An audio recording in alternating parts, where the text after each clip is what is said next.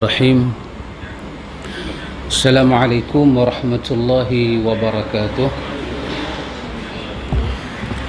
Innal hamdalillah nahmaduhu wa nasta'inuhu wa nastaghfiruh wa na'udzu billahi min shururi anfusina wa min sayyiati a'malina. May yahdihillahu fala mudilla lahu wa may yudlil fala hadiya lahu. أشهد أن لا إله إلا الله وحده لا شريك له وأشهد أن محمدا عبده ورسوله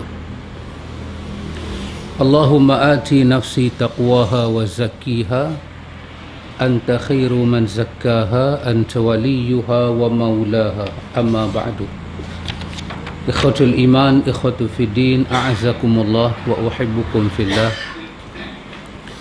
Alhamdulillah, summa alhamdulillah, ikhwatul iman, kita sambung majlis ta'lim kita.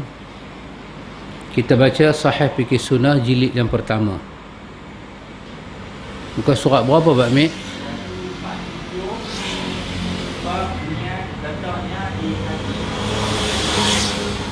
Saya punya 148. Pak Mik punya 147. Tajuk niat letaknya di hati. Ini ikhwan berkaitan dengan bab wudu kita di bawah tajuk ambil air semayang wudu. Jadi di antara benda yang penting ketika kita ambil wudu adalah niat. Dan niat ni kita bahagi pada beberapa pembahagian. Satu, kita meniatkan ini kerana bab wudu, kita cakap dalam bab wudu. Kita meniatkan wudu kita itu kerana mencari mardatillah, mencari redha Tuhan. Sebab pada muka surat sebelah tu kita dah tengok dah, dia bawa pada kita satu surah Al-Bayyinah, yang kedua dia bawa pada kita hadis riwayat daripada Bukhari dan Muslim, hadis innamal a'malu binniyat. Jadi bahagian yang pertama daripada niat ini, kita meniatkan kita berbuat ibadat itu libtigha'i mardatillah. Kita ibtigha', kita mencari mardatillah. Yang kedua, masa kita niat mencari redha Allah Ta'ala itu, kita kena permasuk dalam niat kita itu, kita panggil ihsan. Ihsan ni maksud dia apa? Kita kena sedar, kita kena reti Tuhan sedang melihat niat-niat kita. Kita merasa muraqabah, rasa dekat dengan Tuhan, diawasi oleh Tuhan. Tuhan awas kita ni sampai ke niat kita. Allah mengetahui yang zahir, macam mana dia mengetahui yang batin, macam mana dia mengetahui yang zahir. Ya'lamu sirrakum wa jahrakum. Dia mengetahui yang tersembunyi daripada kamu dan yang nyata daripada kamu. Pasal itu niat yang paling murni adalah kita niatkan diri kita mencari redha Tuhan dan merasakan Tuhan sentiasa memperhatikan niat-niat kita itu, muraqabah dengan Tuhan. Ataupun dalam hadis Jibril dipanggil dengan ihsan, dengan ihsan. Yang ketiga, ikhwan, dalam niat ini kita kena letak satu perkara yang nama dia raja. Bukan rojak yang kita makan tu. Itu lain Pak Mit kan. Ra jim alif hamzah. Raja. Maksud dia apa? Harap. Harap apa dia, ikhwan? Mengharapkan seluruh fadilat-fadilat kebaikan yang dijanjikan oleh Tuhan dalam orang yang bersih niat dia itu. Tuhan nak bagi apa? Kalau orang tu niat dia bersih, Tuhan nak bagi apa? Ayat daripada surah Al-Bayyinah itu, wa ma umiru illa liya'budullaha mukhlishina lahuddin hunafa'a wa yuqimus salata wa yu'tunaz zakah wa dzalika dinul qayyimah. Apa tu, di antara benda Tuhan nak bagi pada orang yang niat dia bersih itu ialah dinul qayyimah. Dia akan merasakan nikmat berada di atas agama yang benar, agama yang qaimah, lurus. dia akan rasa nikmat. Allah perintah kita supaya tidaklah kita diperintah beribadah pada Allah melainkan dalam keadaan mukhlis.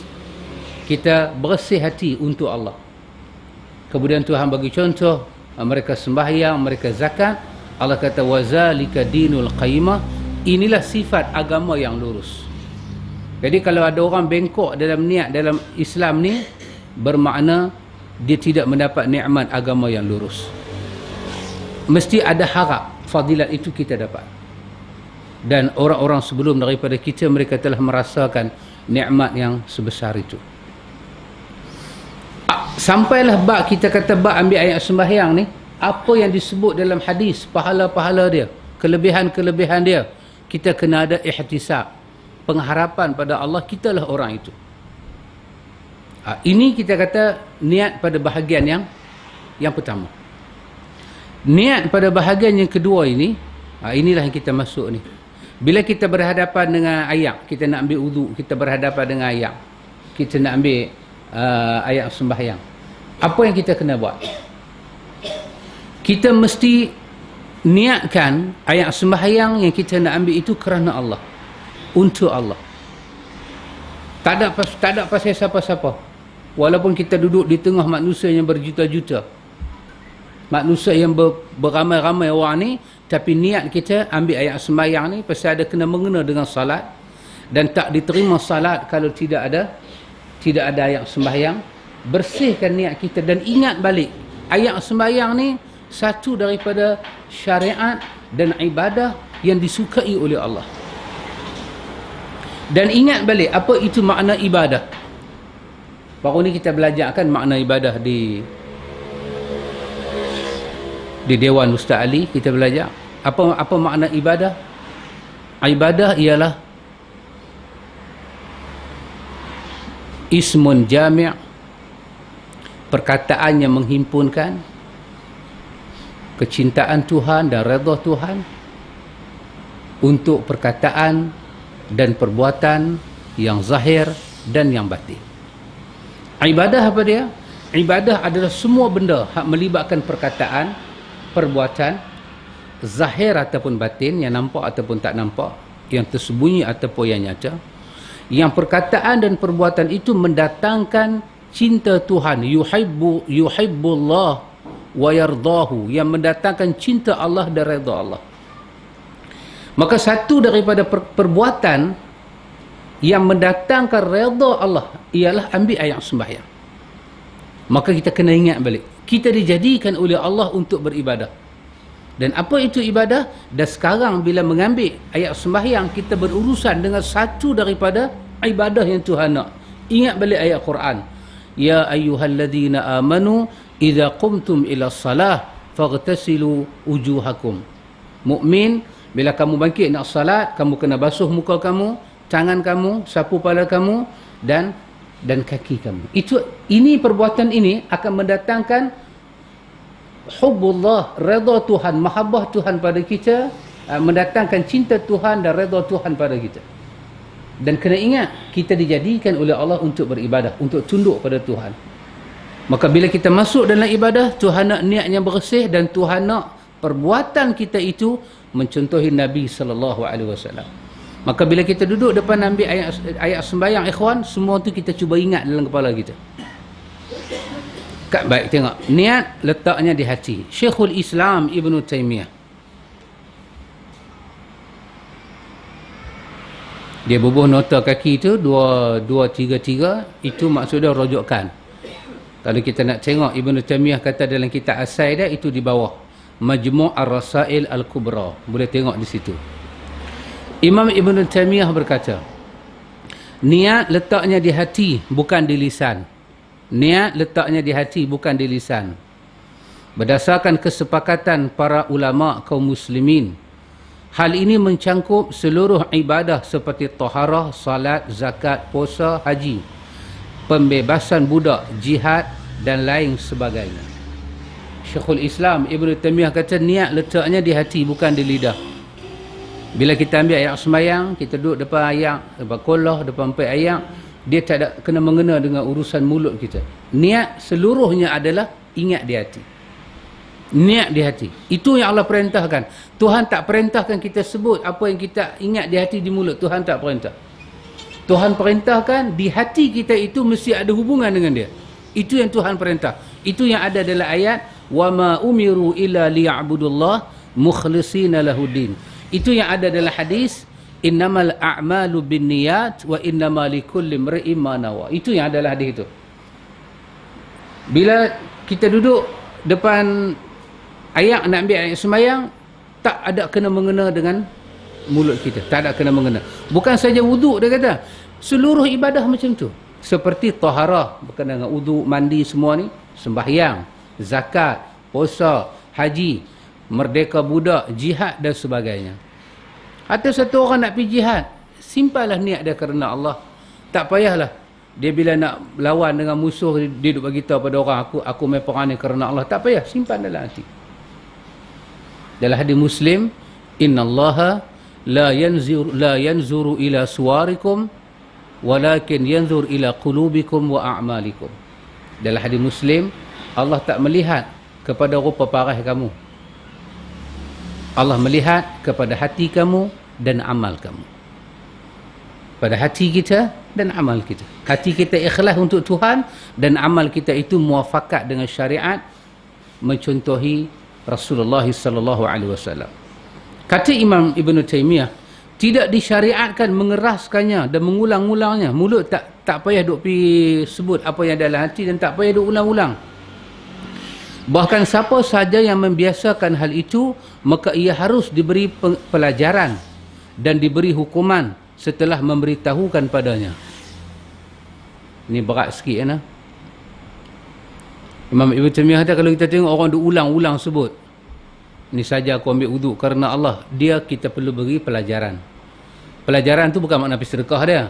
Bagi tahu sahabat yang Tuhan perintahkan itu dalam hati. Maka bila Tuhan suruh kita buat satu benda, kita jangan berat diri kita dengan 3 benda. Sebab Tuhan nak satu. Kalau Tuhan suruh buat 2, kita buat 2, jangan buat 10. Tuhan dia macam tu. Dia negotiate dengan kita, dia deal dengan kita macam tu. Satu kita buat untuk dia, dia bagi 10. Maka macam mana kita nak buat benda tu? Dia hantar Rasul 23 tahun untuk kita contohi. 23 tahun, kita tolak 10 tahun, 13 tahun di Mekah, baki 10 tahun. 10 tahun tu, Nabi contoh ambil ayat sembahyang, niat, ambil wuduk, niat solat, niat zakat, niat haji, seluruhnya Nabi ajak. Maka tak ada satu pun perbuatan kekasih Allah yang mulia, yang agung ni, dia ulang-ulang di lidah dia apa yang dia niatkan. Maka kita ikhlas kepada Tuhan dan kita contoh Nabi Muhammad. Kata Ibn Taymiyah, orang yang mengeraskan niat adalah orang yang berbuat keburukan.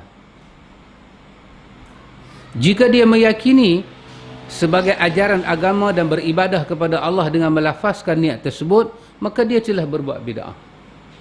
Ini perkataan Ibn Taymiyah. So, kalau ada orang nak marah dengan dia lah. Kita macam tu lah ikhwan. Nama dia Ibn Taymiyah ke, nama dia Ibn Qayyim ke, nama dia Ibn Hajar ke, nama dia siapa tak penting. Yang penting dia cakap tu sama tak dengan agama. Itu penting. Itu penting. Analisa kita kena tepat. Kita jangan tewas dengan nama orang. Jangan tewas dengan kelebihan-kelebihan peribadi orang. Kita kena tewas dengan hujah. Sebab kadang nama orang kita tak suka. Ada nama orang kita suka. Kita mazhab Syafi'i, kata orang bagi tahu hukum dalam mazhab Imam Malik, kita tak suka. Kita mazhab Syafi'i, orang bagi tahu hukum dalam mazhab Abu Hanifah, kita tak suka. Sebab kita suka dengan nama Imam Syafi'i. Kita kena ubah yang tu. Kita kena suka dengan hujah. Hujah. Pasal itu yang Quran sebut, qul hatu burhanakum in kuntum sadiqin. Bawa hujah. Kalau apa saja kamu yakin, kamu cakap, kamu buat itu benar, bawa hujah. Bahkan dalam konteks ayat ni, bukan kata Islam sama Islam. Islam dengan Yahudi pun Tuhan kata jangan tolak tertentu hala, bawa hujah. Dan ayat ni turun berkenaan dengan Yahudi. Bila dia kata la yadkhulul jannata illa man kana yahud, tak masuk syurga melainkan Yahudi saja. Nasara pula kata tak boleh masuk syurga melainkan Nasara saja. Allah kata tilka amaniyuhum. Ini semua omongan kosong, angan-angan kosong. Maka Allah kata, qul hatu burhanakum in kuntum sadiqin. Mana bukti kamu? Mana bukti kamu yang Tuhan kata nak masuk syurga kena Yahudi? Mana bukti kamu Tuhan kata nak masuk syurga kena Nasara? Mana? Kalau kamu ada bukti, kalau kamu ada burhan, kamu ada hujah, Allah kata qul hatu. Hatu dengan makna i'ti, burhan. Bukmailah.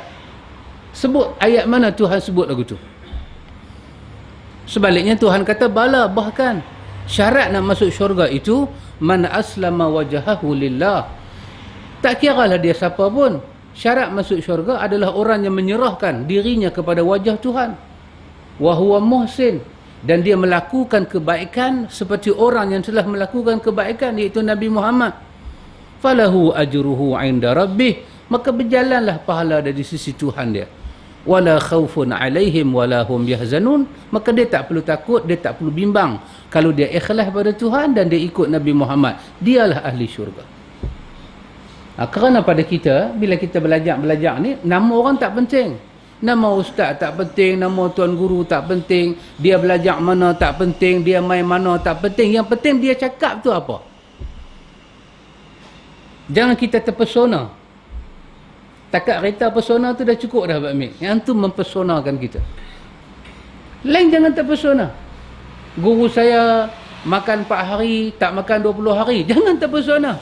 Dia ada masalah usus tu. Jangan terpesona dengan benda-benda yang pelik-pelik ni. Mesti kita kembali kepada yang benar. Burhan, burhan, burhan. Pasal tu ada orang, dia menolak Rasulullah. Ada orang, dia menolak Quran. Peringkat awal bila mereka tolak Quran, apa Tuhan sebut?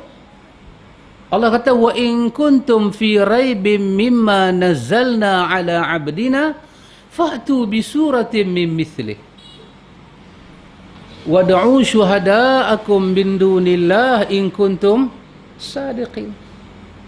Allah kata, kalau kamu rasa ragu dengan apa yang kami turunkan kepada hamba kami Muhammad, Allah bela Nabi Muhammad dengan perkataan wa in kuntum fi raibim mimma nazzalna ala abdina.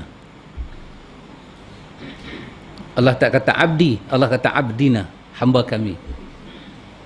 Kenapa? Kerana Muhammad menjadi hamba itu bukan sahaja diketahui oleh Tuhan, bahkan dipersaksikan oleh para malaikat. Jibril yang bawa wahyu itu turun pada Nabi, semuanya menjadi saksi.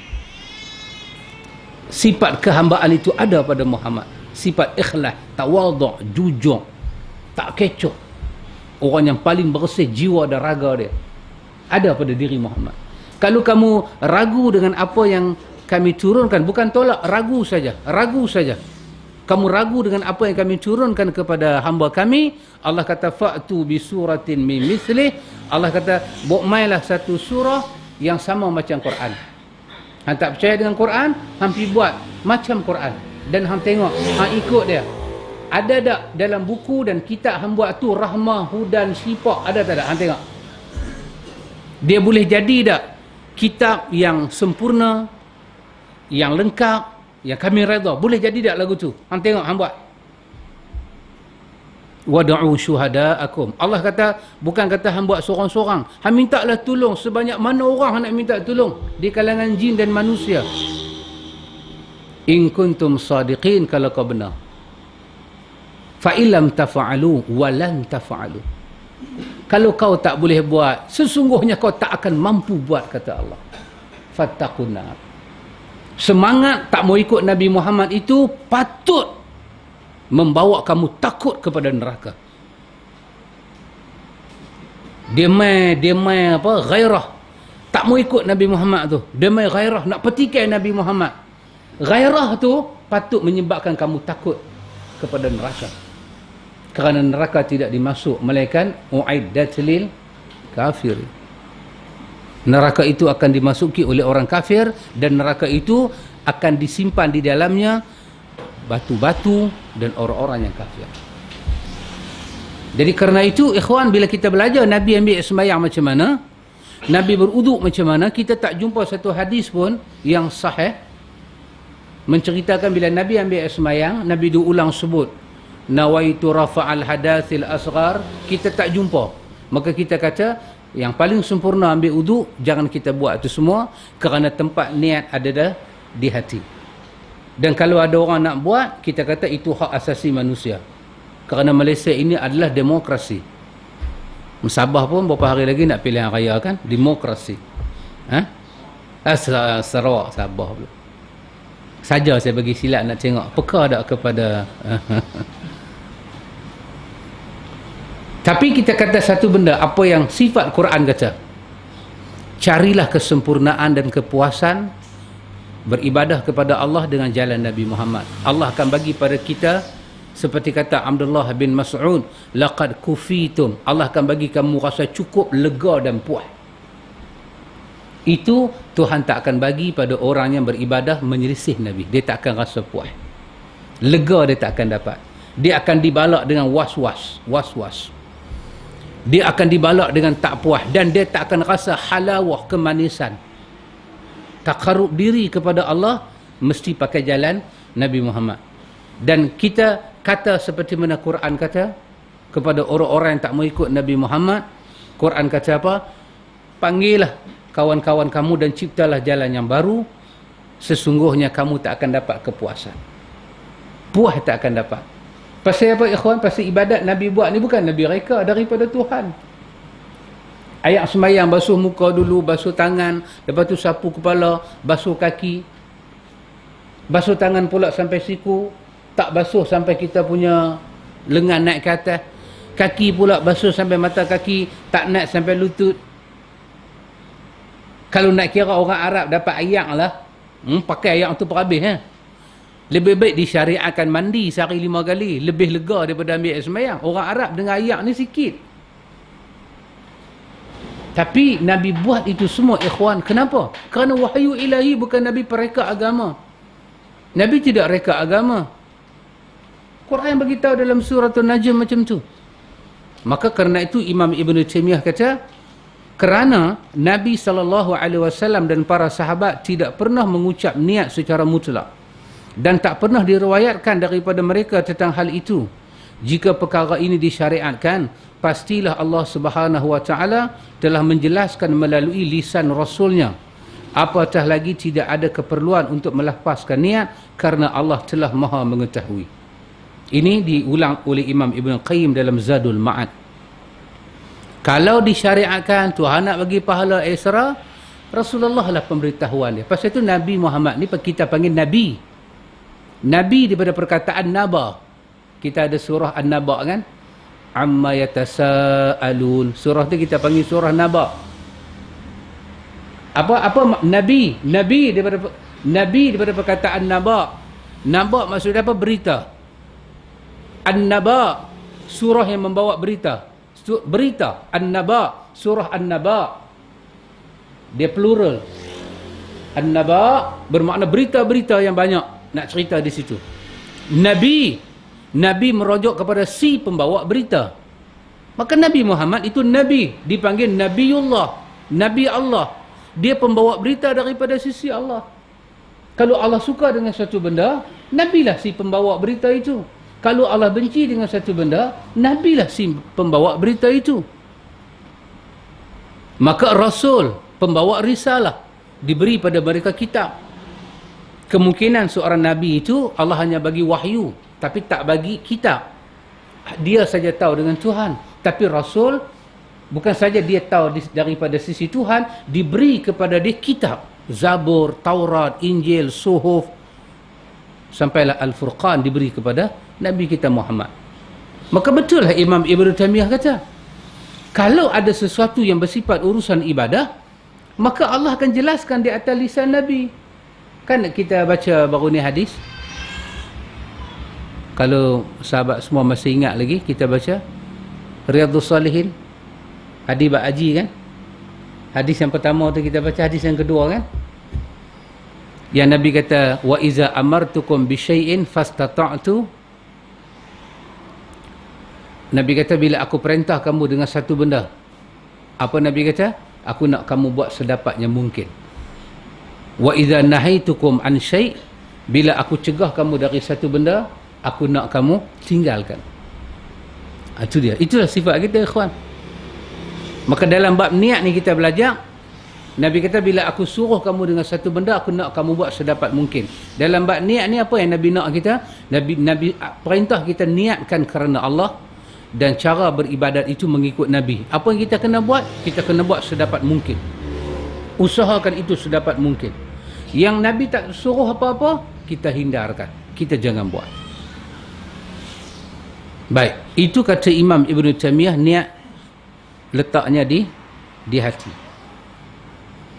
Ya, kalau kita cakap secara logik pun, wuduk ni, ambil wuduk ni, ayat pasal wuduk ni turun di mana? Turun di Madinah, tak turun di Mekah. Tapi sembahyang turun di mana? Orang Islam dah start sembahyang di mana? Di Mekah. Isra' Mi'raj di mana? Di Mekah. Lepas turun Isra' Mi'raj, berlakulah kefarduan salat. Tapi ayat tentang ambil ayat sembahyang turun di Madinah, sembahyang di Mekah. Jadi setahun para sahabat sembahyang tu macam mana? Dia ambil wuduk. Ayat wuduk tak turun lagi. Tapi macam mana dia ambil wuduk? Maka para ulama tafsir kata, ada yang masa tu basuh, ada yang mandi. Janji dipaham secara bahasa bersih. Tak ada lagi satu ketetapan. Bila sampai ke Madinah, turunlah ayat ya ayyuhallazina amanu idza qumtum ila salah, tu baru turun. Dan satu benda lagi antum kena tahu, dan saya juga kena tahu, sembahyang dah ada di Mekah, wuduk ada di Madinah. Baik, daripada sembahyang dan wuduk, benda yang sama apa dia? Baik sembahyang baik wuduk, diperintahkan mereka niat di dalam ibadah itu. Kena niat. Macam mana mereka niat? Bila ulama fiqh bincang pasal niat, termasuk buku yang kita baca ni, mereka tak akan boleh lari daripada ayat 5 surah Lam Yakunin tu dengan hadis innamal a'malu bin niat. Bila kita disuruh niat, mereka akan bawa wama umiru illa liya'budullah mukhlishina lahuddin. Ayat Lam Yakunin 5 tu, surah Al-Bayyinah. Dan bila kita disuruh niat, mereka akan bawa hadis innamal a'malu bin niat. Soalannya yang menasabah.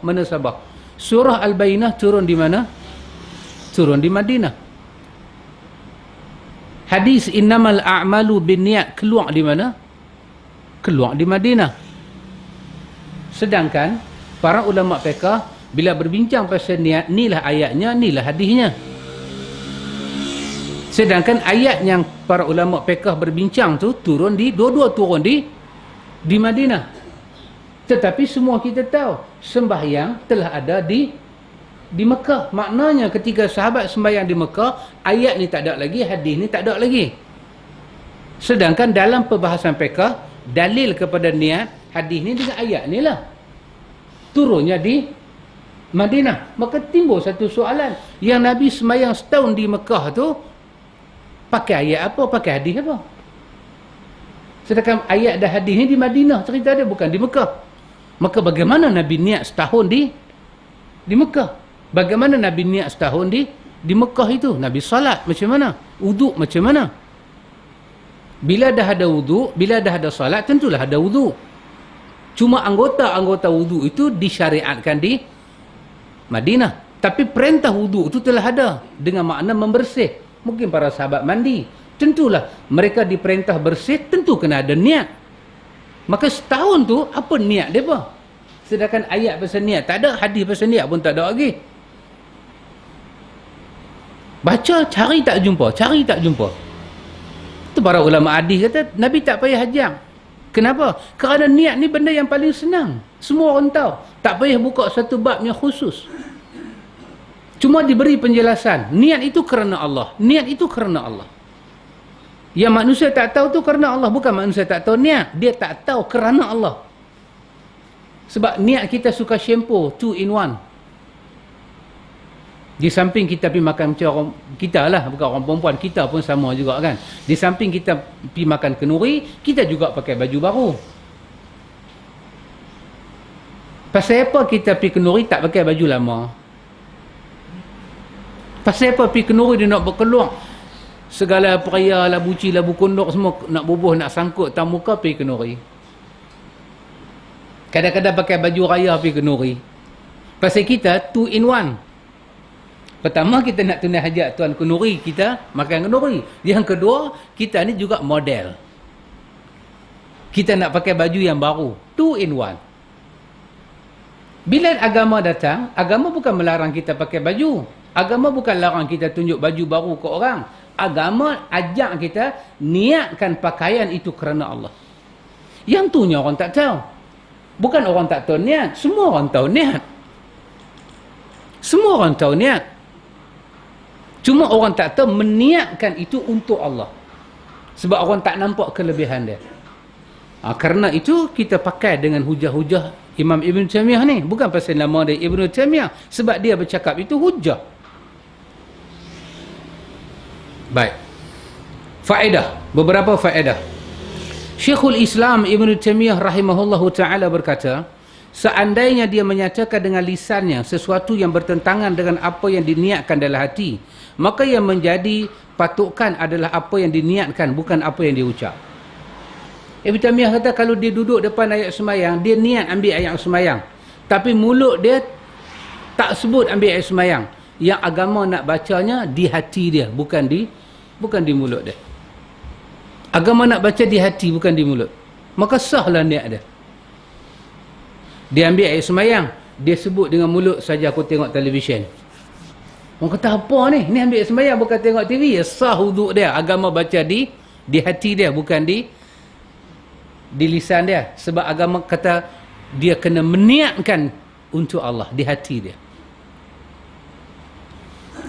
Kata dia, seandainya dia berkata dengan lisan namun tidak ada dalam hatinya, maka hal itu tidak sah berdasarkan kesepakatan para imam kaum muslimin, kerana niat itu sejenis maksud dan tekad.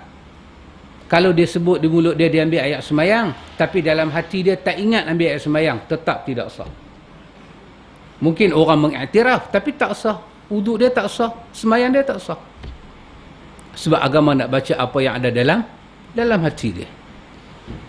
Yang kedua, jika berkumpul beberapa hadas yang wajib, berwuduk darinya, seperti jika dia buang ayat kecil lalu buang ayat besar, kemudian tidur, lalu dia berniat menghilangkan salah satu daripada hadas tersebut, maka terangkatlah seluruhnya menurut pendapat yang sahih, kerana hadas adalah satu sifat meskipun sebabnya bermacam-macam.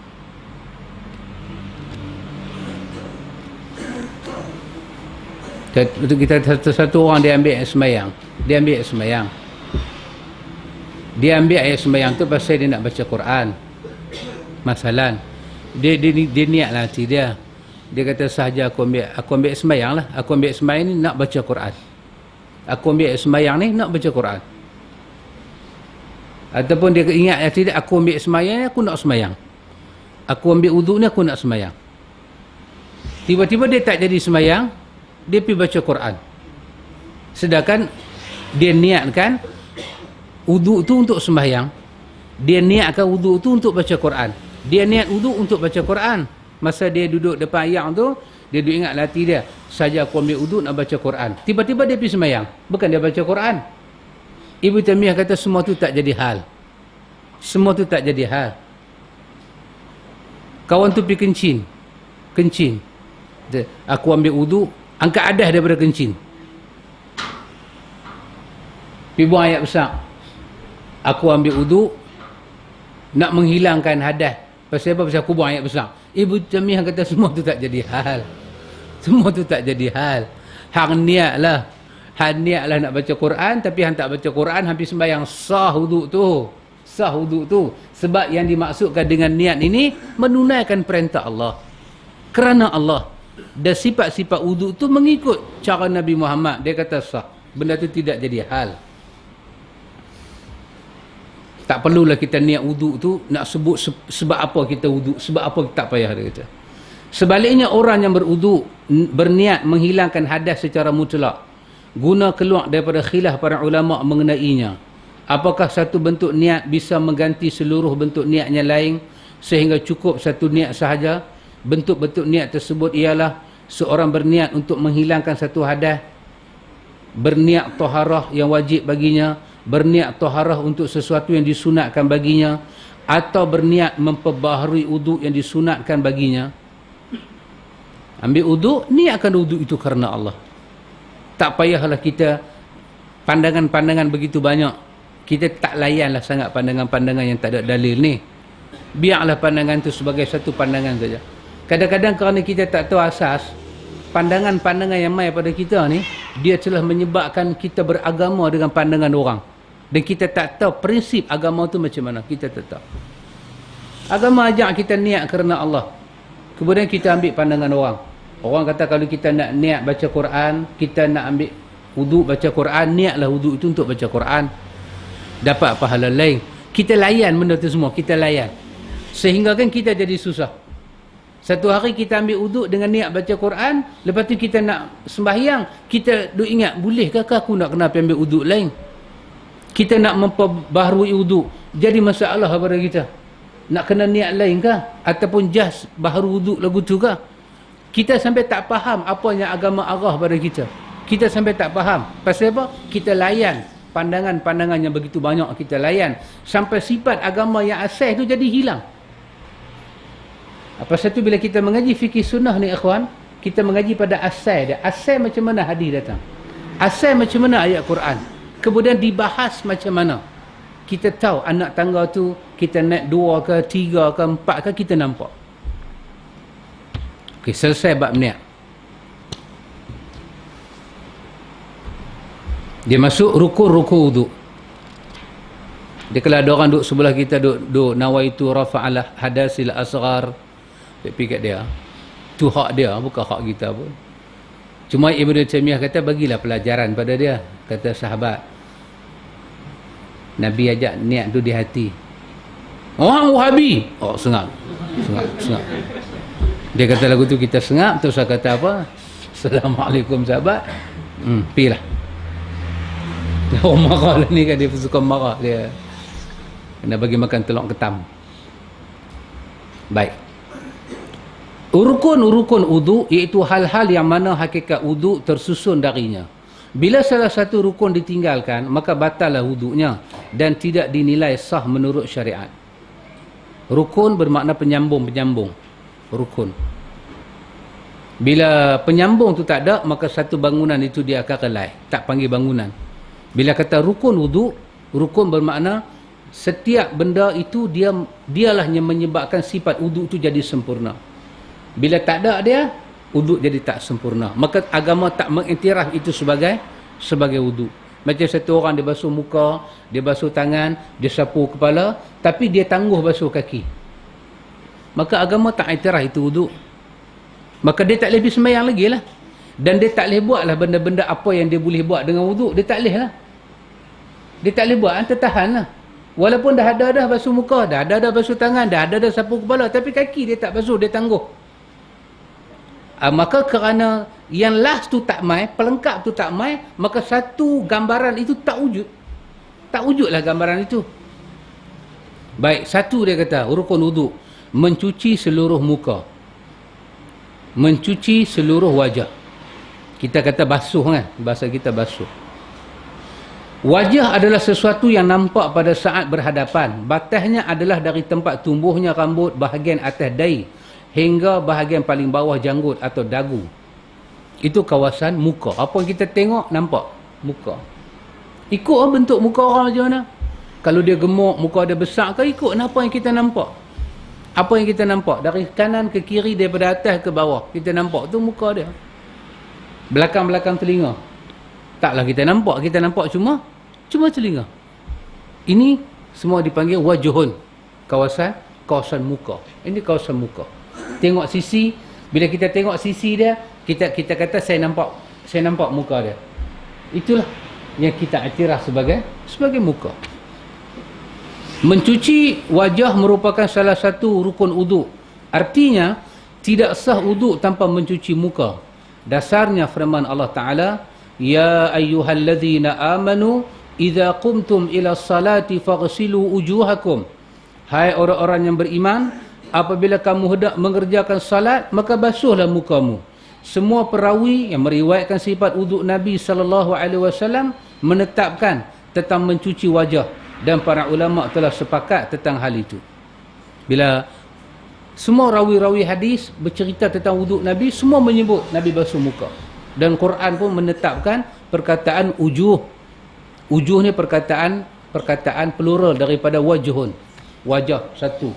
Ujuh, muka-muka kamu, basuhlah muka kita. Baik, bila kita nak basuh muka ni, dia kata ada beberapa benda kita kena perhati. Yang pertama, dia kata berkumur-kumur dan istinsyak. Kerana mulut ni bahagian daripada muka. Mulut ni duduk atas muka. Maka memasukkan air ke dalam mulut itu mesti diperhatikan. Bibir mulut, kelopak mata kita. Kan bila kita basuh muka, kita pejam. Nak bagi air lalu atas ni. Ni belakang-belakang ni. Kalau kita buka, hak ni dia tak kena layak kan, bibir mulut kita ni kena bagi ayak, kena. Pasal dia adalah kawasan muka, dan apa-apa yang tumbuh atas muka kita itu adalah muka.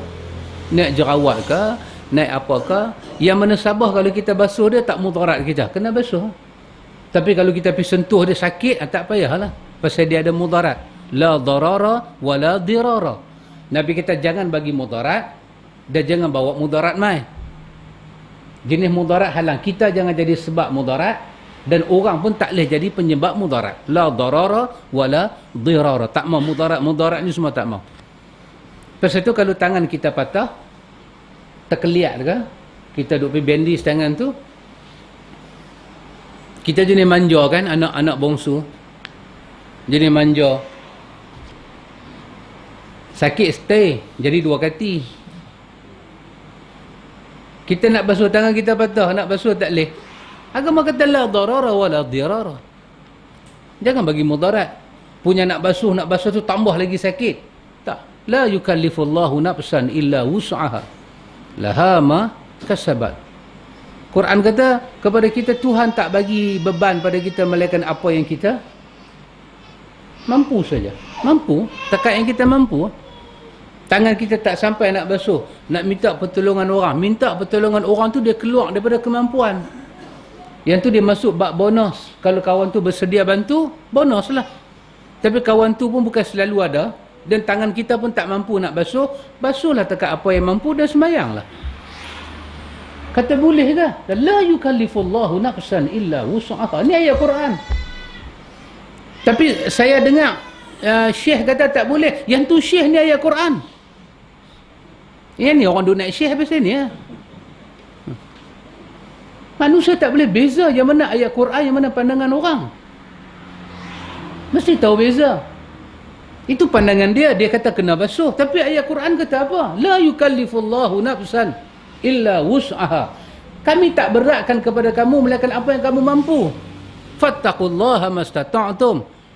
Bertakwalah kepada Allah kadar kemampuan yang kamu ada. Takat tu lah yang kita ada. Takat tu orang tua-tua sakit belakang. Bukan kata orang tua-tua, kita pun kan main badminton, lompat cerdas sikit, dia main. Tapi pelik, bila kita sakit ni, time tengok gambar dia hilang, time mengaji dia sakit mai. Tak tu macam punya sakit tu ni. Dia main berasa urat belakang, dia main rasa semua dia rasa. Takat mana kita boleh rokok? Takat tu lah. Takat mana kita boleh sujud? Takat tu kita bukan nak derhaka Tuhan. Kita bukan nak khilaf dengan Nabi. Tapi itulah kadar yang kita ada. Takat tu lah. Orang bongkok, selama-lama orang bongkok takkan sama dia rokok, dia sujud dengan orang yang tak bongkok. Orang tua dengan orang muda rokok sembahyang, mana boleh sama? Tak boleh sama. Dia kata pakcik rokok tak sempurna. Dia kata aku tua mua dia kata. Rokok kena ikut cara Nabi. Dia kata takat ni lah aku boleh ikut Nabi pun. Aku dah tua, baru operation tukar tulang berbesi. Besi tak besi pakcik, ikut Nabi wajib. Menyungkuk hamba Allah tu. La yukallifullahu nafsan illa wus'aha. Macam itulah ikhwan. Baik. Madmadah ni maksudnya berkumuk-kumuk. Masukkan air dalam mulut, bagi kembung, dan kita mengayak tu ke kanan dan ke kiri. Yang tu nama dia madmadah. Madmadah adalah mencuci mulut dan menggerak-gerakkan air ke dalamnya. Yang kedua, kita kena tahu perkataan istinsyaq. Istinsyaq adalah memasukkan air ke dalam hidung dan menghirupnya hingga ke pangkai hidung. Dan yang ketiga, istinsar. Istinsar adalah mengeluarkan air dari dalam hidung setelah kita beristinsyaq. Kedua perkara tersebut wajib dalam wuduk menurut pendapat ulama yang paling sahih. Ini pandangan dia. Dia kata wajib. Tapi berdasarkan ayat Al-Ma'idah dia tak sebut ni semua. Dia tak sebut ni semua. Al-Ma'idah sebut yang wajib basuh muka, basuh tangan, sapu kepala dan kaki. Bila kita masukkan air dalam mulut, main air tu. Masuk air sungguh-sungguh. Dan kita masuk air sikit. Tak main pun air. Tak main pun air. Masuk, puik. Masuk, puik buang. Itu bukan sifat berkumur. Bukan sifat berkumur. Masukkan air ke dalam hidung. Istinsyaq. Masukkan air dalam hidung. Sedut air naik sampai pangkai dia. Dengan air yang satu tu, hak tu lah masuk dalam mulut, hak tu lah sedut dalam hidung. Masuk air sedut dalam hidung, kita panggil istinsyaq. Lepas tu kita seh. Seh dengan tangan kiri, kita panggil istinsar. Nabi ajak kita seh pakai tangan kiri. Sunnah, Nabi ajak. Pakai tangan kiri seh. Ada ajak anak kita pergi seh pakai tangan kiri. Pasal ada bab. Dalam agama bab tu. Kita masalah sedap tangan dah tak? Sedap. Nabi ajak kan? Nabi ajak pada kita, jangan tangan kanan, jangan guna untuk najis. Nabi ajak. Nabi ajak, jangan tangan kanan, jangan guna basuh najis. Lama dah duduk pakai kiri, hari ni try kanan. Tengok, jangan, Nabi tak bagi. Dan Nabi ajak kita kan dalam beberapa hal. Jangan pakai yang kanan. Pakailah yang kiri. Benda baik Nabi kata pakai. Makan Nabi tak pakai kiri. Kiri tak boleh masuk campur dalam makan, dalam minum. Sorry. Kadang-kadang kita jadi macam mana tu ikhwan, ayak ni, ni gelas-gelas kita, bukan gelas orang. Gelas kita, contohlah Pak Long ni, gelas Pak Long lah saya contohkan. Ini gelas-gelas kita. Ayak yang kita minum di rumah ikhwan, ayak kita. Ayak yang kita beli 7 tapis tu, ayak kita. Kita yang bayar bil ayak, bukan orang. Gelas-gelas kita. Bila kotor, kita yang basuh. Sabun-sabun basuh kita yang beli, bukan orang. Nabi sebut pada kita, bila makan, bila minum, jangan pakai kiri. Kiri tak berhak masuk campur. Kecuali memang kanan ni ada problem. Kalau kita makan nasi dengan tangan kanan, kita nak minum air, pakai tangan kanan lah. Bila kita nak minum air, kita dah makan tangan kanan, kita duk rasa kuah-kuah tu, kalau kena cawan ni dia berlemuh. Dia berlemuh. Berlemuh tu cawan kita, bukan cawan orang. Rumah tu rumah kita, bukan rumah orang. Apa masalah kita? Awak lepas dia berlemuh, kita memang pergi buang tak basuh ke? Semua cawan lah rumah kita basuh. Pasal apa? Bila kita nak pegang, kita rasa dia berlemuh, kita ambil tangan kiri. Nabi kata jangan. Kita dah start buat, Nabi larang. Takat bawa mai, pegang macam ni, bawa mai okey lagi lah. Sebab Nabi larang minum. Kita pergi ampu pula lagu tu. Tengok, apa masalah kita? Basuh lah, bukan tak basuh. Memang pinggan nak lagi nak basuh. Dia rasa dia rasa. Kalau macam tu sebelum makan minum air siap-siap. Lepas tu sudah minum dah. Begitulah ikhwatul iman. Nabi ajak. Ikhwan dalam bab-bab agama ni ikhwan. Pendidikan yang kita nak kena supply pada anak-anak ni ikhwan. Bukan saja masalah agama, tapi masalah ruh agama tu dia kena masuk dalam diri. Dia kena masuk dalam diri. Dia bukan bab agama tu kita belajar, tapi ruh agama tu. Ramai orang tahu agama dia agama Islam, tapi dia tak ada ruh. Dia tak ada ruh. Ruh ni lah menyebabkan kita boleh pertahan agama ataupun tidak ikhwan. Ruh ni lah. Dia bukan masalah apa. Dia bila kita ada ruh agama yang boleh menyebabkan sahabat pergi jihad, boleh mendahulukan Nabi dari segala-gala, kerana agama tu jadi daging darah. Yang Quran sebut pada kita kan, tentang golongan yang mereka ini menunaikan janji mereka. Minal mu'minina rijalun sadaqu ma'ahadallaha wa rasulahu. Daripada orang mukmin ada laki-laki yang telah menunaikan janji mereka kepada Allah dan Rasul. Mereka dah mati syahid. Wa minhum man yantazir. Sebahagian lagi duk tunggu giliak bila depa nak mati syahid. Wa ma baddalu tabdila. Quran kata namun depa nak mungkir janji, depa tak mungkir janji, depa tak ubah. Pasal apa boleh jadi lagu tu ikhwan? Pasal ruh agama tu wujud. Dia bukan masalah pergi hafal nama kitab. Dah, tu bab lain. Itu bab pintar. Itu bab cerdik. Cerdik ni bahagian Tuhan lah untuk semua orang. Siapa bertekun dia dapat. Bukan pasal nama dia ustaz. Ustaz bodoh pun dah. Bahkan saya ingat lagi Pak Mik, zaman 70-an, 80-an, yang mak ayah duk hantar pergi mengaji agama ni, semua ni hak cegak-cegak. Ha? Bukan cerdik-cerdik. Betul tak? Semua tu hak jenis cikgu besar kalau tengok dia main sekolah, cikgu besar lari pintu belakang. Cikgu besar kata budak ni main pula dah. Yang tu hantar pergi mengaji agama. Cerdik ni anugerah Tuhan. Tuhan bagi pada otak anak kita cerdik. Kata dia boleh hafal hadis, dia mengulang, dia baca, dia ulang, dia baca, dia ulang. Dia bagi perhatian lebih pada bab tu, dia boleh menghafal. Tapi faham dah. Agama jadi roh ni, ini pemberian daripada Tuhan yang kita kena minta. Kan Nabi sebut, "May yuridillahu bihi khairan yufaqihu fid din." Siapa yang Tuhan nak bagi dia jadi baik, Tuhan bagi dia faham agama. Tak ramai orang bila dengar azan dia boleh tinggal semua kerja pergi semayang. Semayang ramai orang semayang. Tapi merasakan berapa ramai orang dia tengok dalam masjid kosong, jiwa dia menangis, tandus. Air mata dia turun. Dia kata mana lagi orang tak main masjid. Itu masalah perasaan dia dengan agama. Ramai orang sembahyang. Kita tak boleh kata orang tak sembahyang. Ramai orang sembahyang. Tapi perasaan dengan agama, bila agama duduk pada satu level kena pertahan, perasaan kita macam mana? Bila kita dengar satu orang bercakap untuk satu bab yang kita mengharap perkataan dia tu bela agama, tiba-tiba tak bela, kita rasa alamak. Anugerah Tuhan, ikhwan. Anugerah Tuhan. Lepas itu anak-anak kita daripada kecil ni, ikhwan, bukan saja kita perkenal agama pada dia, tapi ruh agama tu masuk pada dia. Kena bagi dia nampak Nabi Muhammad tu daripada berbagai segi. Bukan ambil berkat, basuh berah aja selawat kat Nabi. Kita bagi petua kat orang ni macam-macam petua kita bagi. Tapi petua, di atas nama petua, bukan ruh pun.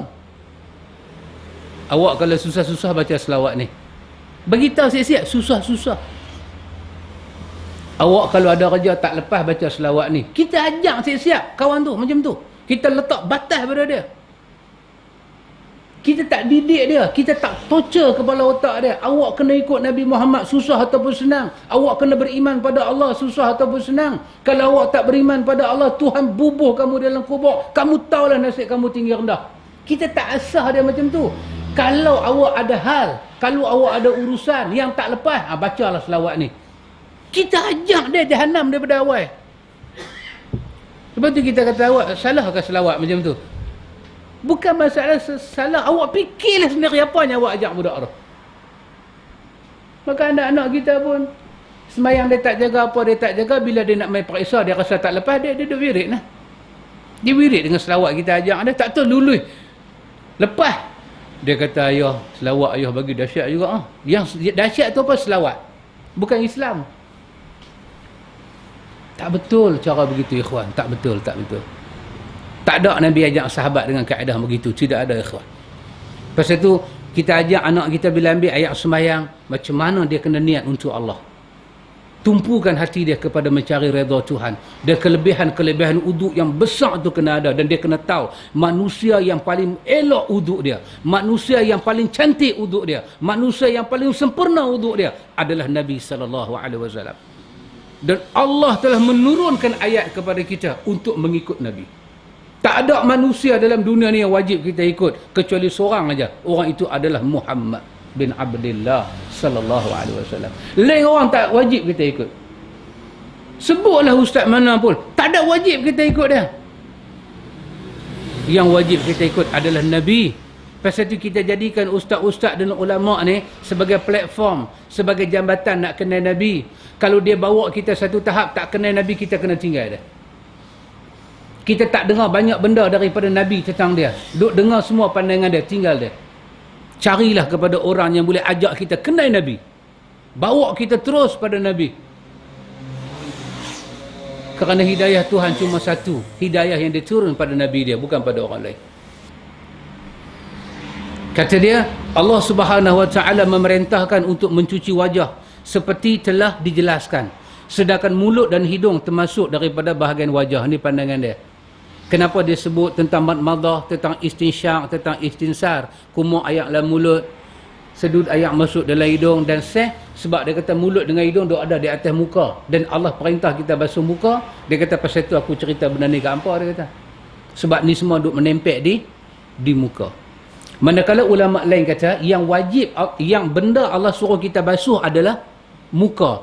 Adapun mulut dan hidung, bila kita masukkan ayak dalam hidung dan kita masukkan ayak ke dalam mulut, yang tu kawasan batin, kawasan dalam. Yang Tuhan wajibkan kita basuh adalah yang zahir. Tak ada perintah suruh masuk ayak dalam mulut dengan perintah wajib, kata ulama lain. Tak ada perintah suruh masuk ayak dalam hidung dengan perintah wajib, tak ada. Dengan perintah sunat ada. Sebab basuh muka, antum bayang kalau kita ada ayak segelas macam ni, ayak segelas macam ni, dan kita nak kena ambil uduk, menusabah tak kita berbuah ayak dalam mulut, kumuk-kumuk dan masuk ke ayak dalam hidung? Tak menusabah.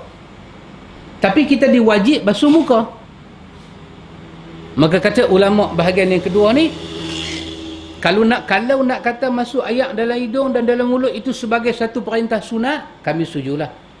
Tapi kalau nak kata wajib dia daripada bahagian muka, kami tak setuju. Sebab kalau dia kena masuk ayak dalam mulut dan hidung, Quran akan jelaskan kemasukan itu. Sebab Quran cerita basuh macam mana. Faghsilu wujuhakum. Basuhlah muka kamu ni, basuh. Tangan kamu sampai ke siku Quran boleh sebut. Kenapa Quran tak habaq sekali? Basuhlah muka dan jangan lupa ayak dalam mulut dan dalam hidung. Tengok. Ulama kita khilaf. Pasal itu kita kena balik pada teks. Fa in tanaza'tum fi syai'in. Kalau khilaf, balik pada ayat Quran, balik pada hadis, tengok dia macam mana. Baik. Tidak ada alasan untuk mengkhususkan wajah pada bahagian luarnya saja. Tuan kitab kata, aku tak setuju. Kalau orang kata basuh muka, basuh yang zahir saja. Ayak masuk dalam mulut tak kira, ayak masuk dalam hidung tak kira. Dia kata aku tak setuju. Sebab tak ada alasan, dia kata. Kerana semua bahagian tersebut dalam bahasa Arab disebut wajah. Dalam bahasa Arab, apa yang tumbuh di atas muka ni wajah, hidung, wajhun.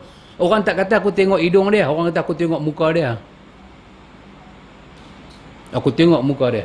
Muka dia. Bila kata tengok muka, tengok semua ni. Kita akan perhati telinga dia, mata dia, hidung dia, mulut dia, dagu dia, semua ni. Bila kata hang perhati sat muka dia, perhati sungguh. Macam polis kan, dia nak cari suspek kan. Dia kata pada kawan yang jadi mangsa, boleh ingat tak macam mana muka dia? Ada satu polis tu, dia memang pandai draw. Dia pandai draw. Hang sebutlah macam mana pun. Hang sebutlah, katalah muka macam sibuk babi pun, dia boleh buat. Saya tak tahulah muka dia macam mana, macam cengkerang aja. Dia draw sekali lagi, dia keluar. Dia kata kening dia agak-agak macam mana? Agak saja. Dia boleh draw, masa dia draw tu tak sempurna. Ui, kita tengok, kerana dia draw tu, kita boleh kenal pasti.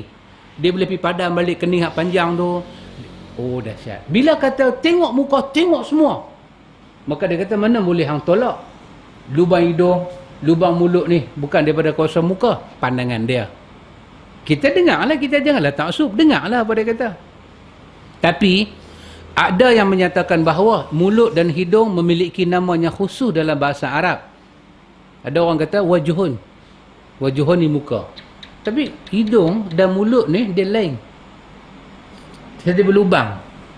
Dia lain. Dia ada bahasa lain. Dia kata jawab. Demikian pula pipi, kening, pangkal hidung, alis mata dan seluruh bahagian wajah memiliki namanya khusus. Dia kata bukan kira hidung dengan mulut. Mata pun kita panggil mata. Panggil ainun, panggil uzunun, panggil anfun, panggil famun, panggil zuqnun. Semua tu hang panggil apa pun. Ainun ke, anfun ke. Hang panggil lisanun ke. Hang panggil dia apa sekalipun. Semua duk berimpun tang muka. Bila sebut wajah, dia kena ada ainun. Bila sebut wajah, kena ada anfun. Bila sebut wajah, kena ada famun, kena ada belahan mulut. Bila sebut wajah, dia kena nampak ni uzunai ni, dua telinga ni. Bila kata wajah, dia kena nampak zaqnun, dagu ni, kena nampak semua. Dia kata macam tu. Jadi alasan tersebut adalah alasan yang sangat jauh dari kebenaran. Kerana dengan demikian berarti tidak ada bahagian wajah yang wajib dicuci. Kalau hang nak kira satu-satu, hang nak kira hidung lain, mulut lain, mata lain, telinga lain, hang nak basuh apa? Kira basuh pipi dengan day lah. Biar Quran sebut day terus.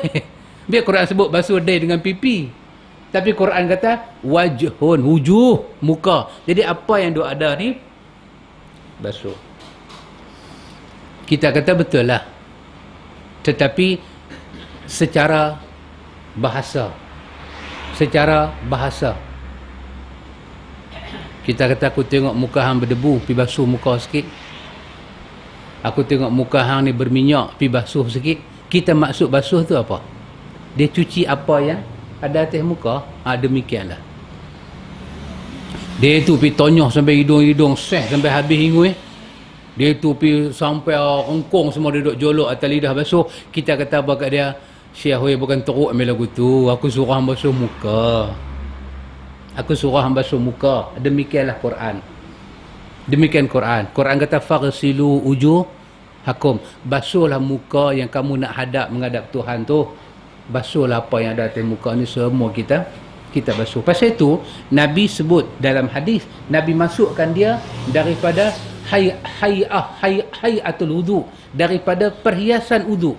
Benda yang mencantikkan wudu, Nabi masuk apa? Basuh tangan sampai gelang tangan, masukkan ayak dalam hidung, masukkan ayak dalam mulut. Nabi masukkan itu dalam hayah, benda yang mencantikkan wudu, bukan daripada benda yang wajib daripada wudu. Kata tuan kitab kita, Allah memerintahkan untuk mencuci wajah secara mutlak. Dan Rasulullah menjelaskannya dengan contoh perbuatan dan pengajaran. Beliau berkumuk-kumuk dan memasukkan ayak ke dalam hidung setiap kali berwudu. Belum pernah dinukil bahawa beliau meninggalkan perbuatan ini. Walaupun ketika beliau berwudu dengan membasuh bahagian penting-penting sahaja. Jika perbuatan tersebut dilakukan untuk melaksanakan satu perintah, maka hukumnya adalah hukum perintah tersebut, iaitu menunjukkan kewajipan. Dia kata aku tak boleh. Yang aku tahu, bila Nabi ambil wudu, Nabi tak pernah tak masuk ayak dalam hidung, Nabi tak pernah tak kumuk. Walaupun dia kata Nabi ambil wudu seringkas mungkin, dua benda ni Nabi tak tinggal.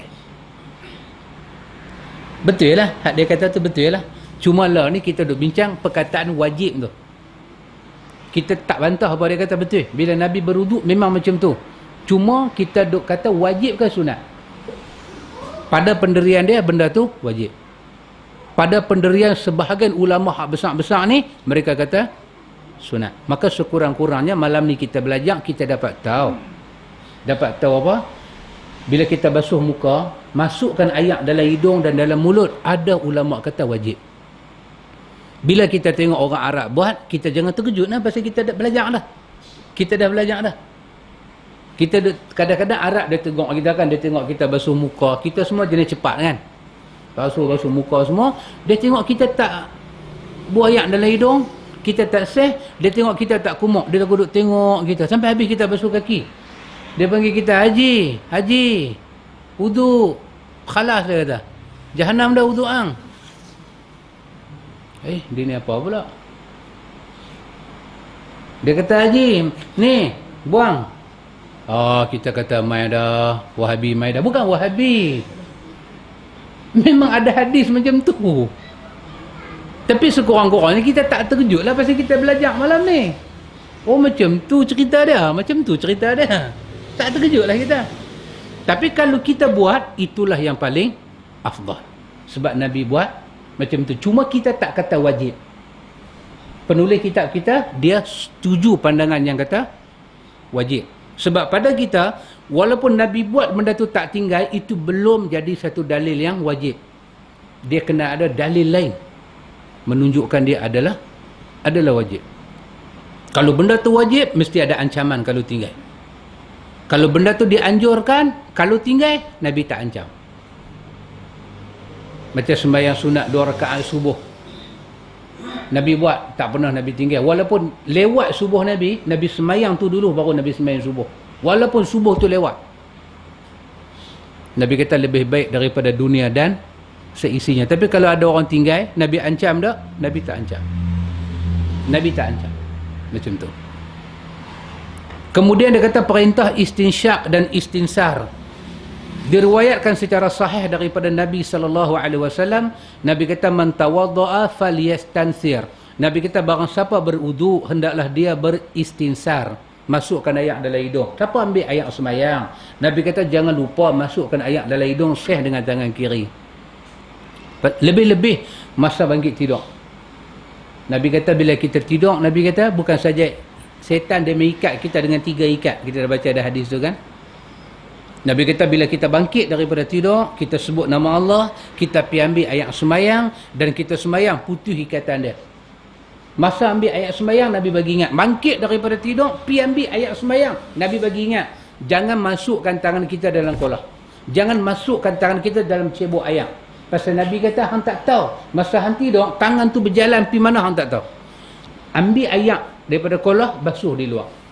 Barulah dah basuh semua, baru cedok. Masukkan ayat dalam tu. Dan yang kedua, Nabi kata, masa kamu tidur, kamu pergi ambil uduk.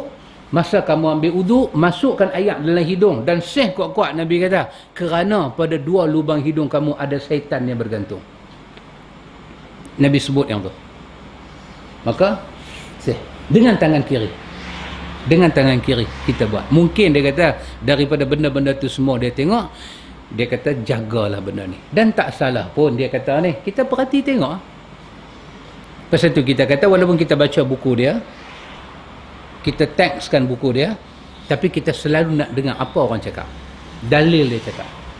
Tapi secara umumnya kita setuju. Bila ambil uduk, masukkan ayat dan syekh. Syekh dengan tangan kiri. Dan tu pesan Nabi. Dalam satu riwayat lain Nabi kata idza tawaddaa ahadukum falyaj'al fi anfihi ma'a summa liyastansir. Jika salah seorang daripada kamu berwuduk, maka hendaklah dia memasukkan air dalam hidung, lalu dia keluarkan air itu kembali. Masukkan air dalam hidung, jangan bagi masuk dalam perut terus. Kumuk-kumuk, jangan pergi telan. Nabi suruh buang. Maknanya dia ada kesan pada diri kita kalau kita makan dia. Dia bukan air yang bagus.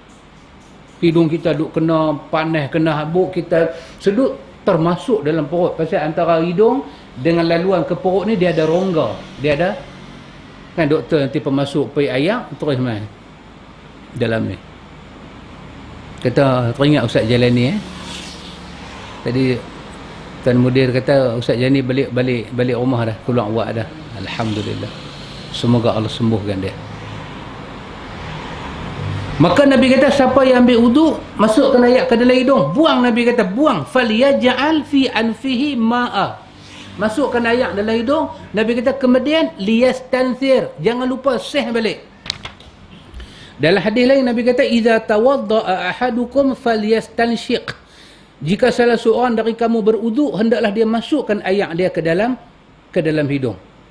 Masuk ayat dalam mulut, masuk ayat dalam hidung, masa wuduk. Nabi duk abang, jangan tinggal. Penulis kitab kita kata, kalau macam tu punya Nabi duk tekan, sunat lagi kata. Sunat lagi kata. Punya Nabi nak kita ambil ayat sembahyang tu. Kata Imam Ibn Taymiyah, Nabi SAW mengkhususkan istinsyak, yakni memasukkan ayat dalam hidung dengan perintah. Nabi bila masukkan ayat dalam Nabi masukkan ayat dalam hidung ni istinsyak, madmadah, kumuk-kumuk, istinsar, seh balik. Jangan bagi keliru dengan bahasa no? Mat madah maksudnya masukkan ayak dalam mulut. Lepas tu pukul kiri, pukul kanan, buang balik. Tu nama dia apa? Mat madah. Jangan buat nama anak kita mat madah. Maksud dia kumuk. Ha? 3 kali. Adalah hadis 3 kali tapi dengan ayat yang satu. Dia dibuat 3 kali dengan ayat yang satu. Ayat duk ada di tapak tangan kita ni. Ayat tu masuk dalam mulut. Ayat tu juga sah. Sah. Fuqaha lain kata ayat dalam mulut ayat. Lain ayat hidung ni ayat. Mak 2 ayat. Tapi dalam hadis ayat yang satu cedok ayat tu buat 2 benda. Masuk. Kumuk-kumuk buang. Sedut. Sedut, masa kita sedut ayat dalam hidung tu nama dia istinsyaq. Masa kita seh turun, Nabi bubuh nama istinsar.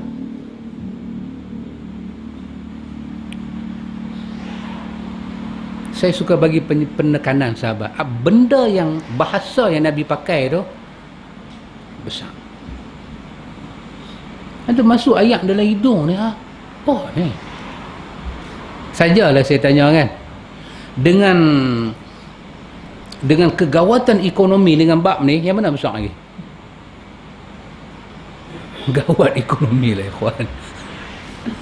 Ni apa ni? Kan? Tapi dah ikhwan, dia main daripada Rasulullah. Tuhan tak akan bagi satu benda kecil dan satu benda tak ada makna kepada kekasih dia. Besar ikhwan, besar. Dan bila Nabi sebut nama. Kita pakai nama tu. Masukkan ayat dalam mulut, Nabi panggil nama apa? Mat madah. Mat madah. Sedut ayat dalam hidung, Nabi buat nama apa? Istinsyaq. Seh balik ayat tu, Nabi buat nama apa? Istinsar.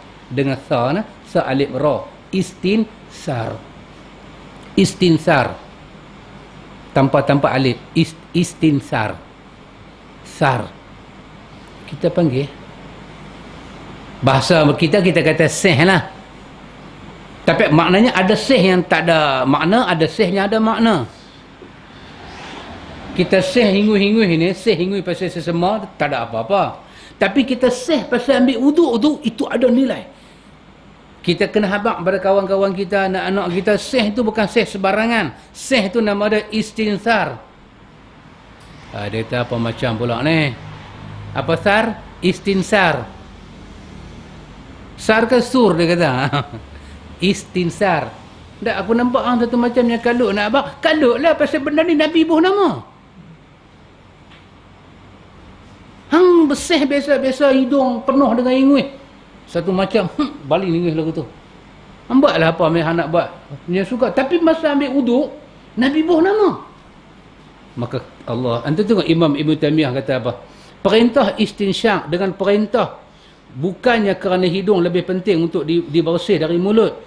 Bagaimana mungkin padahal mulut lebih mulia mulut lebih mulia kerana digunakan untuk berzikir, membaca Quran, serta mulut lebih sering berubah baunya. Ibn Taymiyah kata Nabi suruh masuk ayat dalam hidung, bukan hidung lebih mulia daripada mulut. Mulut lebih mulia pasal duk baca Quran, zikir. Tapi dia kata kerana syariat telah memerintahkan untuk bersih mulut dengan siwak dan menegaskan perihalnya, mencuci mulut sesudah dan sebelum makan disyariatkan menurut sebuah pendapat. Telah diketahui perhatian syariat untuk membersihkan mulut berbeza dengan hidung. Jadi membersihkan hidung di sini untuk menjelaskan hukum kerana dikhawatirkan perkara itu diabaikan. Ibn Taymiyah kata basuh mulut lebih mulia daripada basuh hidung. Tapi pasal apa Nabi duk bagi penekanan? Pasal kita suka lalai, dia kata. Kita duk ingat kita dah kumuk-kumuk dah. Okey dah. Tak, dia kata. Hidung ni sebahagiannya mesti kita basuh. Pasal tu Nabi bagi penekanan. Pasal orang Arab suka ambil benda tu mudah. Dia tak mau basuh. Dia kata tak ada apa-apa. Perintah untuk berkumuk-kumuk juga disebut dalam sejumlah hadis. Dan yang terbaik adalah hadis Luqaid bin Sabrah. Hadisnya Nabi bersabda, "Idza tawadda'ta famatmit." Jika kamu berwuduk maka berkumuk-kumuklah. Ibn Taymiyah tolong bagi penjelasan pada kita pasal apa hidung tu disebut. Pasal orang suka lupa. Basuh-basuh muka, masuk air dalam mulut, puih. Hidung dia terlupa. Di sini juga nikmat Tuhan, udara duk masuk, bukan kok mulut saja. Walaupun manfaat mulut lebih besar daripada hidung, tapi dua serombong ni kalau tersumbat satu boleh pakai satu, tersumbat dua-dua. Apa dia? Pocik Pocik lah kita. Lepas ni kita tengok apa penulis nak kata. Penulis dia nak bagi sedikit pandangan dia. Lepas tu dia tibuk mai kat kita macam mana nak basuh tangan, macam mana tengok mengusap kepala tu macam mana. Jadi apa yang kita belajar malam ni, yang pertama kita belajar ikhwan, tempat niat duduk dalam hati. Kita macam mana kita belajar ikhwan, macam tu kita buat. Orang nak buat macam mana orang punya buat, itu orang punya pasal. Kita tak ada kewajipan nak pergi baca orang. Kita jaga diri kita. Qu anfusakum wa ahlikum nara. Orang nak kata kita pelik kata apa, dia boleh kata. Bila dia tanya kita pasal apa, kita habang apa yang Tuhan suruh kita buat. Tuhan suruh kita jaga niat, bukan suruh pergi bagi tahu niat kita ke orang. Itu nama dia ikhlas. Bila kita duduk niat, kita habang tadi ihsan, itu semua harap, semua tu kita buat tempat. Yang kedua, kita belajar malam ni apa dia ikhwan? Kita belajar malam ni, yang kedua kita belajar muka tu macam mana. Muka ni semua muka. Dan kita belajar malam ni yang kedua, masukkan air ke dalam hidung dan mulut. Ada khilaf di sisi para ulama. Satu kata wajib, satu kata hanya dianjurkan sunat. Dan kita belajar pihak yang kata wajib tu, dia bawa dalil daripada kita. Yang ketiga kita belajar malam ni, melihat dan mendengar dalil orang. Walaupun kita tak setuju dengan dalil dia, tapi mau ada suka nak dengar. Suka nak dengar tu mau ada. Supaya kita boleh faham pasal apa dia punya maksud lagu tu. Dah dengar semua, ada bab ni kita bersetuju. Dari segi penekanan Nabi bagi tu, oh macam tu. Kemudian Ibnu Taimiyah kata, pasal apa hidung tu disebut? Pasal hidung ni satu pembasuhan yang selalu diabaikan oleh orang. Pasal tu Nabi tekan masalah basuh hidung. Dan yang keempat kita belajar malam ni apa ikhwan? Nama-nama yang Nabi bagi, kita pakailah nama-nama tu. Sahabat kumuk sikit ambil uduk, ingat nama dia. Kumuk panggil apa? Mat madah. Sahabat ingat lah sunnah tau mat madah ni. Kawan tu lagu duk tengok cicak atas siling. Mat madah, mat yang duk ada pun tak lepas lagi. Ni mat mana pula dia kata. Tak, mat madah. Maksud dia kumuk. Istinsyaq. Tapi tak payahlah baca dengan tajwid, kan? Duk pi pada kawan tu sahabat istinsyaq, kan? Tak payahlah dengan tajwid. Satu macam dia sebut istinsyaq. Dia tak faham, dia lagu duk kelip mata kelip pok. Okey aku faham dia kata. Istinsar. Benda ni semua package penyempurnaan wuduk. Insya-Allah lepas ni kita akan tengok penulis kita.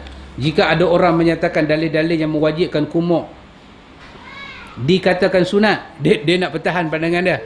Dia kata dia tetap kata wajib benda ni. Kalau ada orang kata sunat, dia kata tengok aku nak kata apa kat dia 2 minggu lagi. Dia kata lagi 2 minggu kita akan tengok apa dia nak kata. Aku tak setuju orang kata sunat, dia kata benda ni tetap wajib. Tak apalah, kita bacalah tu pandangan dia. Apa salahnya kan? Baca habis. Wallahu a'lam. Subhanakallahumma wa bihamdika asyhadu an la ilaha illa anta astaghfiruka wa atubu ilaik.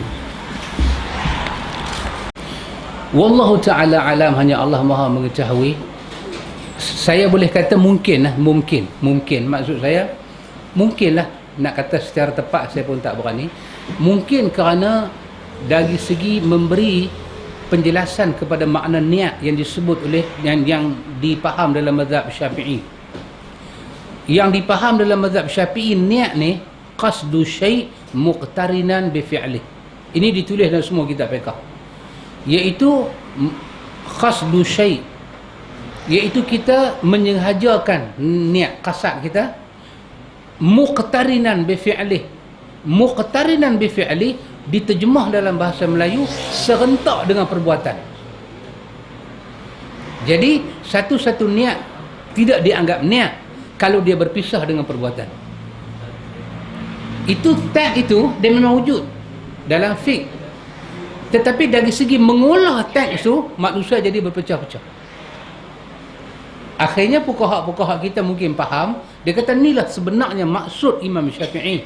Niat itu dia kena muqtarinan bi fi'lih, dia kena serentak dengan perbuatan. Jadi bila kita nak ambil wudu, kita niat sahaja aku ambil wudu kerana Allah Taala. Bila kita niat baru serentak tu kita boleh air tu kena muka. Dia tak bolehlah bila kita tengok air tu, kita tengok air tu kita kata saja aku ambil wudu. Itu kita memisahkan niat dengan perbuatan. Mungkin ada. Yang kedua, sebab niat tu pada yang pertama. Niat itu pada permulaan. Niat dia tak boleh duduk belakang. Ada tengok sembahyang kan, rukun yang pertama sembahyang apa? Niat. Yang kedua baru berdiri qiyam kan. Dia kena duduk di atas. Dia tak boleh dah buat semua niat. Yang tu nama dia terlambat niat. Bila terlambat niat, ada perbicaraan fiqh pula, sah ke tak sah. Maka dia mesti yang awal. Saya merasakan itu sebab-sebab yang menyebabkan. Tapi kita kata tak apalah, walaupun fuqaha nak kata lagu tu, tapi Nabi Muhammad tu contoh kita yang besar. Tengoklah dia macam mana. Tak salah kita tengok bagai-bagai ni kan, tapi Nabi Muhammad macam mana. Jadi kerana itulah qasdu syai' muqtarinan bi fi'lih, menyengajakan sesuatu serentak dengan perbuatan. Pasal itu sembahyang, bila kita nak salat berdiri elok dah, niat tak mana? Niat serentak pi niat pi solat. Dia orang putih panggil apa?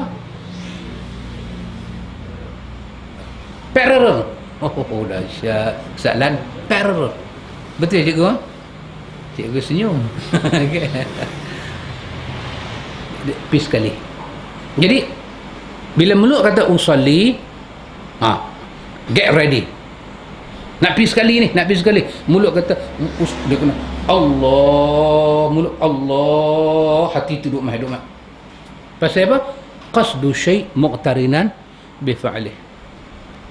Kita ada banyak jawapan pasal apa kita kata pandangan macam tu. Kita kata siapa nak pakai pandangan tu dia boleh pakai. Tapi kita kata itu bukanlah satu-satu pandangan yang mu'tamad sampai kita nak kata siapa tak ikut lagu tu tak betul niat dah. Pasal kita ada banyak lagi hujah lain. Banyak lagi hujah lain.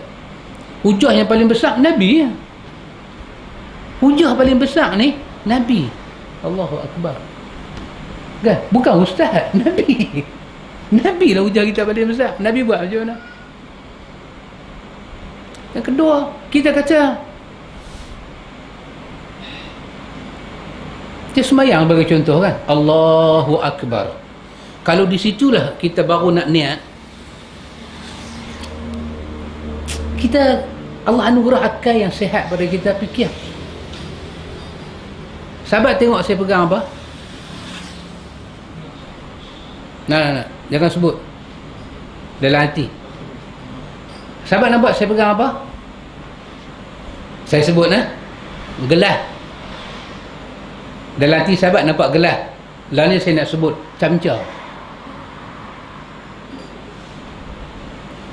Sahabat nampak saya pegang gelas dah. Lalu saya kata saya pegang camca. Ustaz Razman, macam mana? Are you agree with me? Why? Why Dilaila? Why? Tak betul. Tapi hati saya tahu gelas, cuma mulut saya kata camca. Boleh tak? Hakikat dia gelas. Tapi kalau saya kata camca, bermakna bukan hakikat. Mulut kata Allahu Akbar. Allahu Akbar ni apa maksud dia? Allahu Akbar ni apa maksud dia? Kereta ke? Motor ke? Kereta gadi ke? Allahu Akbar ni maksud dia Allah yang maha besar. Macam mana mulut kita kata isyak, maghrib? Bagi etpa. Bila mulut kata Allahu Akbar, hati kena kata Allah yang maha besar. Baru dia etpa masuk sembahyang. Tapi bila mulut kata Allahu Akbar, hati kata aku sembahyang isyak. Itu bukan maksud Allahu Akbar. Itu di antara hujah-hujah kita. Kalau ada orang tak setuju pun tak apalah. Tapi hujah kita yang paling relevan. Lepas itu kita pakai. Maka bila kita sembahyang Allahu Akbar, Allah yang maha besar. Betul buka channel Penang, siaran Penang ni buka channel Penang, dia keluar siam, dia keluar tu, dia keluar ni, channel tu lain ketak nama kan. Jadi bagi betul kan. Jadi pasal itu kerana ditafsirkan itu dengan satu tafsiran, maka mungkin dipakai makna lagu tu. Dan kita tak kata apa, kalau awak nak pakai, awak pakailah, itu hak awak. Tapi bila kita beritahu pada orang, kita nak beritahu sama dengan Nabi, nak beritahu sama dengan Nabi. Sebab kita tahu kita tak ada kelebihan apa. Kelebihan kita bila kita boleh ikut Nabi, baru kita ada kelebihan di sisi Allah. Boleh sahabat nah? Wallahu a'lam. Subhanakallahumma wa bihamdika asyhadu an la ilaha illa anta astaghfiruka wa atubu ilaik.